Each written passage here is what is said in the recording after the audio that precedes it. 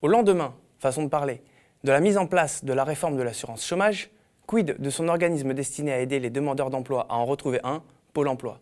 Né d'une réforme fusionnant l'ANPE et les ACEDIC, à l'heure du chômage de masse, des destructions d'emplois par une économie toujours plus dérégulée, on peut se demander, à juste titre, à quoi sert-il ? À retrouver un emploi correspondant à notre profil de candidat, à nos formations et expériences professionnelles, ou tout simplement à fliquer, à pénaliser, à culpabiliser ? C'est à cette question très précise que s'est attaqué Jean-Pierre Raymond, auteur de Pôle emploi, machine à servir, paru aux éditions Max Milo. Bonjour Jean-Pierre. Bonjour, merci de me recevoir, c'est un plaisir. Ce livre part d'une expérience personnelle. Vous-même avez été demandeur d'emploi, donc du coup est rattaché à Pôle emploi. Oui, j'ai été à Pôle emploi assez longtemps et il faut quand même souligner que pour un contractuel, un pigiste comme moi, c'est une chance. Dans ma vie, j'ai été licencié très souvent et je n'avais jamais assez de travail pour prétendre à Pôle emploi. Donc pour moi, ça a été une très mauvaise nouvelle, bien évidemment, mais en même temps, par rapport à mes situations précédentes, une chance. Donc oui, j'ai été à Pôle emploi un peu plus de 3 ans, j'étais senior et j'ai eu droit à plus de 3 ans parce que j'ai travaillé pendant de longues périodes durant mon chômage, ce qui fait que les allocations étaient reportées. Une fréquentation longue et assidue. Oui, c'est bien ce qu'on ressent dans votre bouquin, 3 années comme ça, où ça va de prise de tête en prise de tête, et en fait ce qu'il en ressort, votre analyse qui en ressort directement, c'est qu'en fait vous vous sentez constamment fliqué et culpabilisé d'être demandeur d'emploi, quoi. Chômeur, comme on dit. C'est extrêmement difficile de parler à une machine. Et Pôle emploi, souvent pour le chômeur, bien qu'il y ait 50 000 personnes en charge de résoudre les problèmes de l'emploi, vous avez affaire à une machine. Vous appelez le 3949, c'est une machine. Vous recevez des lettres le dimanche à 3 h du matin. C'est toujours une machine. Et quand vous essayez d'appeler, vous avez encore affaire à une machine. Donc le dialogue est extrêmement compliqué avec Pôle emploi. Ouais. Et d'ailleurs, vous allez très loin, vous allez jusqu'à dire que c'est inutile pour 90% des demandeurs d'emploi. Je vous arrête tout de suite, ce n'est pas moi, c'est la Cour des comptes. D'accord. Donc la Cour des comptes constate que Pôle emploi, malgré ses budgets, malgré ses politiques, ne retrouve du travail qu'à peine 10%. Ils ne savent même pas exactement pourquoi. Quand vous expliquez un petit peu vos rapports avec Pôle emploi, avec la machine comme vous l'appelez, on a l'impression qu'il y a quand même une espèce de déconnexion vis-à-vis des demandeurs d'emploi justement. Vous avez des offres de formation, des offres d'emploi qui ne sont pas vraiment adaptées à votre profil. S'il y avait une bonne connexion entre Pôle emploi et les chômeurs, il y aurait certainement beaucoup moins de chômage et les résultats de Pôle emploi seraient beaucoup plus satisfaisants.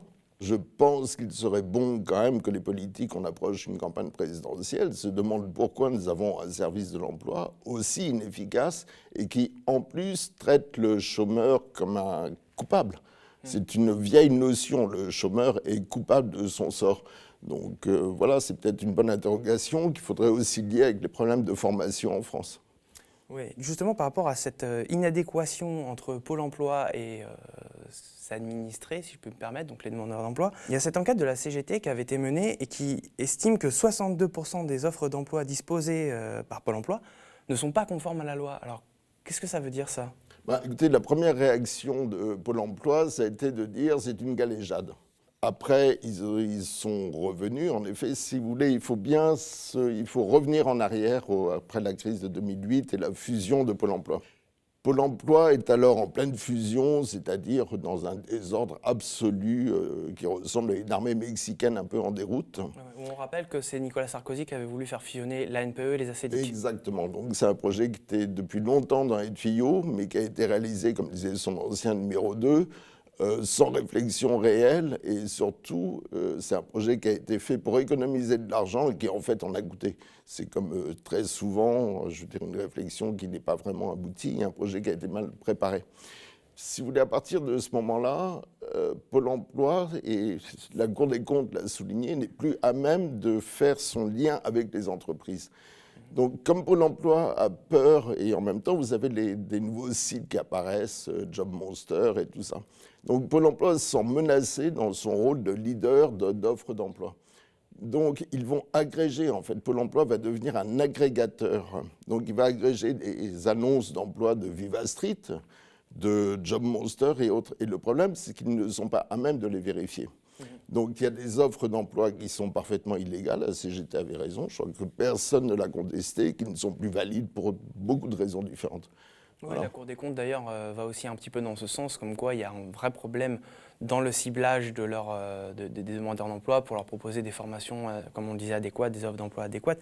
Mais qu'est-ce que ça veut dire parce que c'est quand même des sujets quand même très techniques, le chômage, l'assurance chômage, le Pôle emploi. Qu'est-ce que ça veut dire juridiquement une offre d'emploi qui n'est pas conforme à la loi? Bah, si vous voulez, ça peut être beaucoup de choses, hein. Ça peut être D'abord, parfois, c'est des offres qui n'existent plus. Ouais. Après, il y a eu parfois des choses un peu excessives et aberrantes, comme des offres pour des masseuses, autrement dit des offres d'escorte publiées par Pôle emploi. Après, ça peut être la durée légale, ça peut être le type de contrat. Il y a énormément de raisons qui sont très diverses. Alors justement, on parlait de la fusion de la NPE avec les acédiques. Je suppose qu'en tant que pigiste, vous avez peut-être eu aussi à une époque eu affaire à la NPE. Qu'est-ce qui a changé historiquement dans la façon de traiter justement les demandeurs d'emploi entre quand c'était la NPE et depuis que c'est devenu Pôle emploi? Si vous voulez, moi, il se trouve que juste avant d'être licencié, j'ai assisté à un colloque avec Nathalie Kosciusko-Morizet, qui était en charge de l'économie numérique, sur la fracture numérique.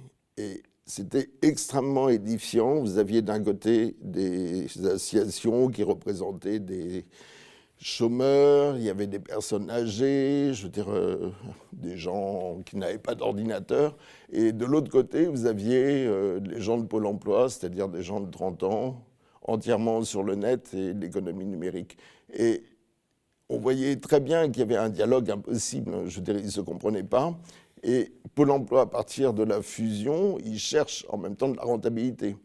Donc aujourd'hui, au cœur de Pôle emploi, c'est un service qui est relativement inaccessible et peu connu. C'est vraiment les services informatiques. Ils sont un État dans l'État de Pôle emploi. Et donc, ils sont entièrement axés sur le numérique pour traiter les chômeurs plus vite, quoi. Alors évidemment, d'année en année, il y a toujours, austérité oblige, toujours davantage de coupes budgétaires et donc de retrait un petit peu de budget vis-à-vis de Pôle emploi. Mais quand même, le budget qui lui est alloué reste conséquent. Là, par exemple, pour 2022, on parle de 4 milliards d'euros. Du coup, à quoi est due cette inutilité? Est-ce que c'est la gestion de l'État? Est-ce que c'est la formation du personnel Pôle emploi, les baisses d'effectifs? Je crois que la Cour des comptes, encore une fois, parce qu'ils travaillent quand même, et a souligné que les salariés de Pôle emploi perdent énormément de temps en tâches administratives et passent donc très peu de temps à s'occuper réellement des chômeurs ou aussi de la collecte des offres d'emploi, parce que c'est un de leur travail. Donc en fait, ils font tout mal et ils sont absorbés dans des tâches administratives et bureaucratiques. À quoi ça rime? Un conseiller, pour être efficace, doit avoir 60 chômeurs pour s'en occuper. C'était l'un des objectifs de la réforme. Aujourd'hui, dans ce qu'ils appellent leur portefeuille, c'est-à-dire vous, moi, nous sommes en gros 250. Un conseiller doit s'occuper de 250, parfois 500, voire 1000 personnes. Donc, comment vous voulez qu'il s'occupe de vous? Surtout quand il vous reçoit, par exemple. Vous avez un nouveau conseiller, il va recevoir tout son portefeuille. Et moi, quand cette brave dame m'a reçu, elle m'a fait répéter exactement ce que j'avais dit, les mêmes conditions. On perd une demi-heure chacun, très bien. Et après, je veux dire, j'étais journaliste et je le suis toujours. Donc, c'est ma recherche d'emploi. Une semaine après, je reçois une offre pour aller tracter sur le boulevard Saint-Michel pour une ONG à 8 € de l'heure. À quoi servait cet entretien? Et pour elle, et pour moi. Elle a perdu son temps, j'ai perdu mon temps. D'où certainement une partie des raisons de l'inefficacité de mon ami Paul. Oui, votre ami Paul, vous citez beaucoup ça dans le livre. Mais oui, effectivement, vous parlez beaucoup de ça, de perte de temps. C'est-à-dire que vous recevez des mails comme quoi votre situation n'est pas régularisée, vous n'auriez pas mis telle information, notamment des questions de date sur telle pige ou telle activité professionnelle, ou votre formation, je crois, c'était dans l'hôtellerie. J'ai fait un stage rue 89, j'ai fait un stage dans l'hôtellerie, oui. Mais le stage dans l'hôtellerie, c'est moi qui l'avais trouvé. Je veux dire, en 4 ans, j'ai reçu, je crois, 4 offres d'emploi, dont une seule dans la presse pour le journal des Auvergnats. Moi, j'aime beaucoup l'Auvergne. Et j'avais obligation de répondre sous peine de radiation. Mais c'est quoi ce dialogue? Je veux dire... J'ai répondu, bien sûr. Oui, c'est ça. De toute c'est façon... là où on parle de machine à servir, si vous voulez. Vous avez toujours obligation de répondre. Pourquoi j'ai reçu une seule offre? Il y en avait d'autres, je crois. Ça ne correspondait pas vraiment ni à mes compétences. Je suis ravi de l'avoir reçu, mais pourquoi?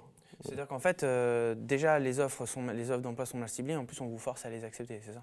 On me force à répondre, je veux dire, y compris sur des offres. Je veux dire, l'un de mes derniers dialogues, j'étais à 15 jours de ne plus avoir d'indemnité, donc de quitter Pôle emploi. Ma conseillère me dit que je n'avais pas publié mon CV sur le site. Ouais. Très bien. Je lui dis, si, vous savez, je l'ai publié il y a 1 an et demi.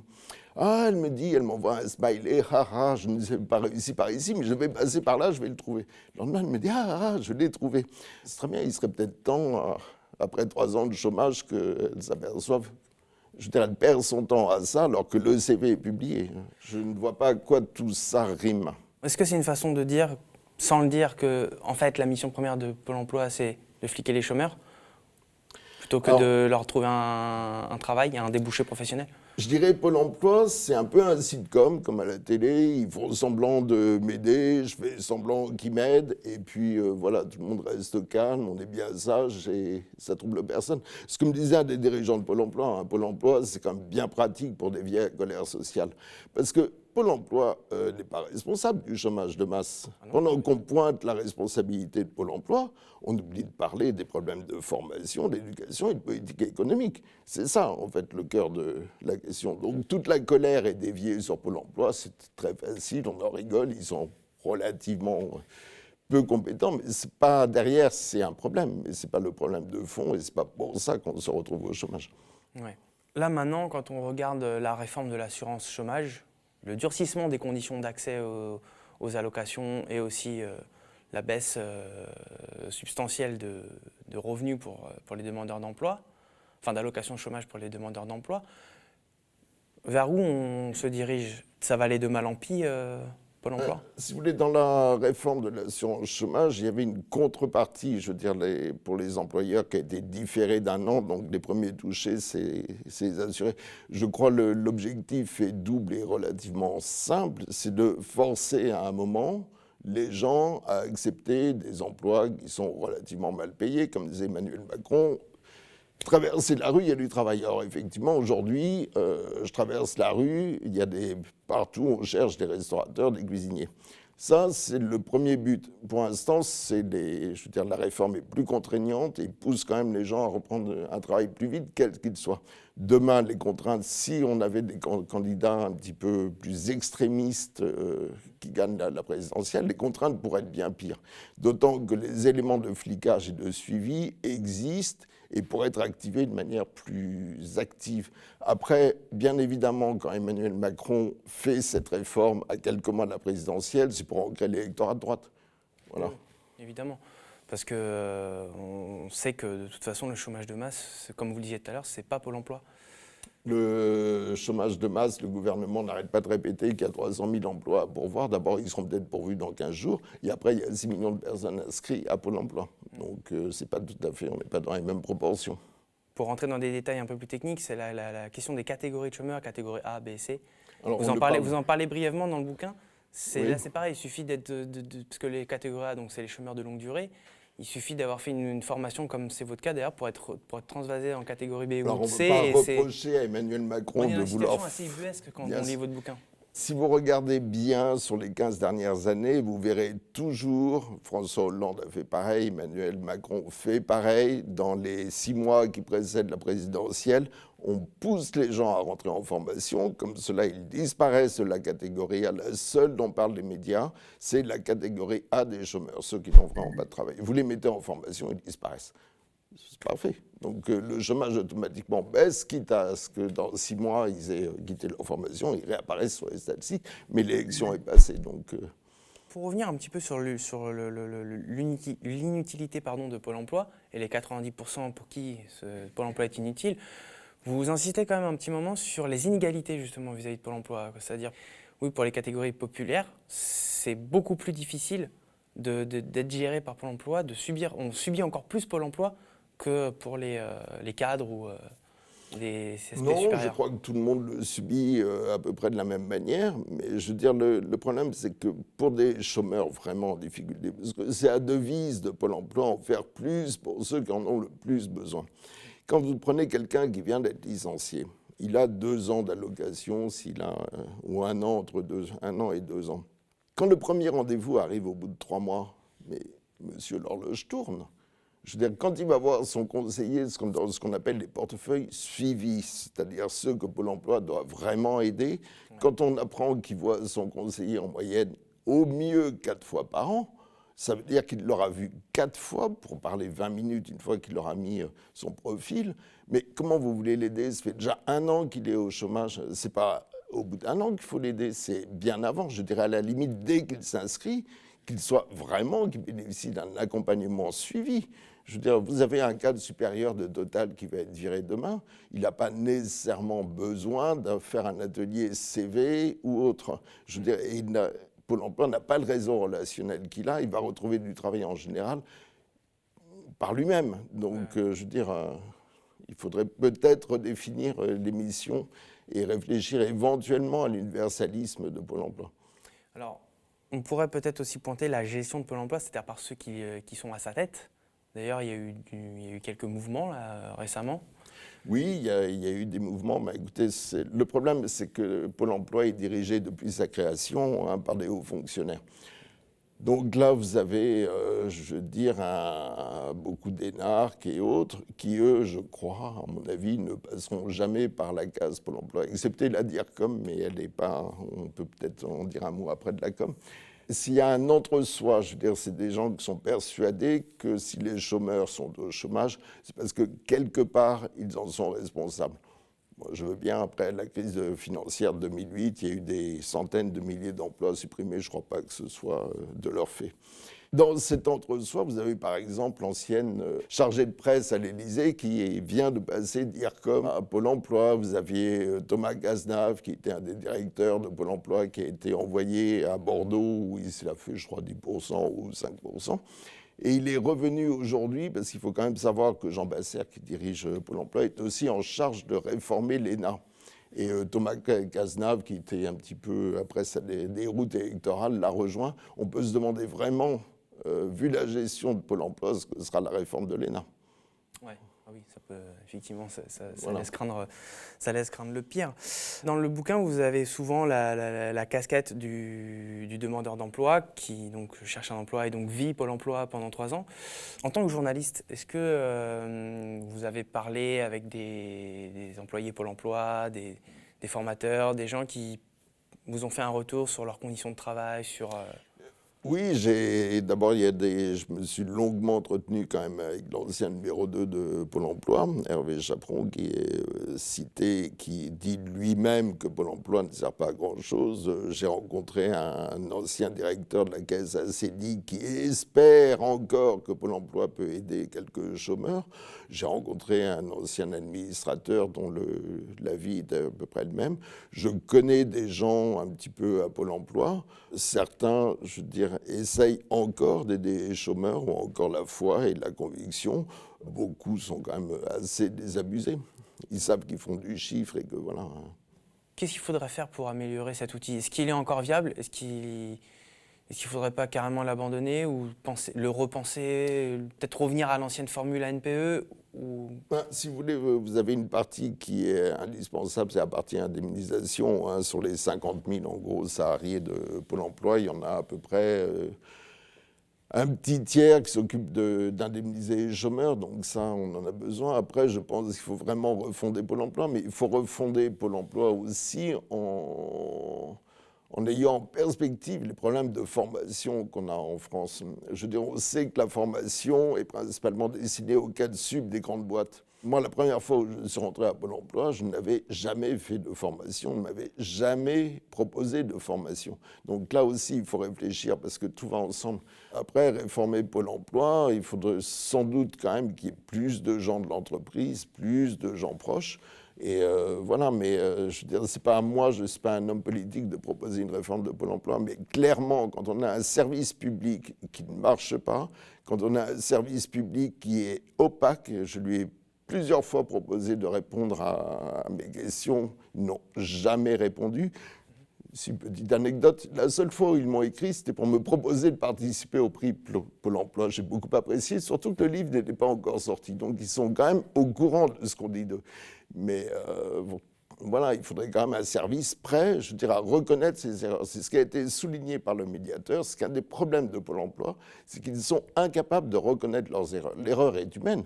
Encore faut-il savoir la reconnaître, ça aiderait beaucoup au dialogue et ça peut-être diminuerait un peu ce dont ils se plaignent beaucoup, le Pôle emploi bashing. Mais c'est aussi de leur faute. Mais malheureusement, avec la réforme de l'assurance chômage, ça semble pas être vraiment à l'ordre du jour. Aux hommes politiques de faire des propositions, moi je suis journaliste. Ça marche. Merci beaucoup. De rien. Jean-Pierre. C'était un plaisir.